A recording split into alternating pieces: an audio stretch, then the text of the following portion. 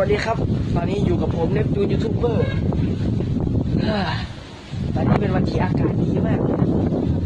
ใช่ถ้าสังเกตจากแบ็คกราวด์แล้วมันย้อนแสงเลยโอ้โหดูดินู่นตอนนี้คือว่ายังไงล่ะคือลมกันโชกยางนะเดี๋ยวผมต้องไปหาตำแหน่งดีๆรู้ไหมผมไม่ได้ใช้ไม้เซลฟี่นี่มานานพอสมควรนะโอเคก็ลมนี่ก็พอแรงสมควรแล้วถ้าสังเกตดูถ้ามันเมฆพายุ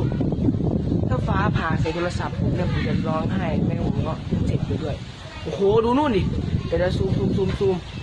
นะครับถ้ากล้องมันเห็นชัดนะมันจะเป็นเหมือนฝุ่นหรือพายุใต้ฝุ่น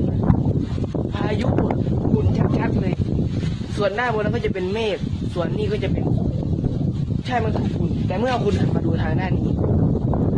สนใจชื่อสว่า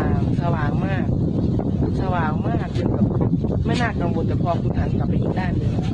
โอ้ my god พายุครับพายุจังหวะนี้พายุครับพายุโอ้ยพายุคุณเห็นเปล่ามันคือฝุ่นนะแล้วก็วันนี้คือวันที่เท่าไหร่วะ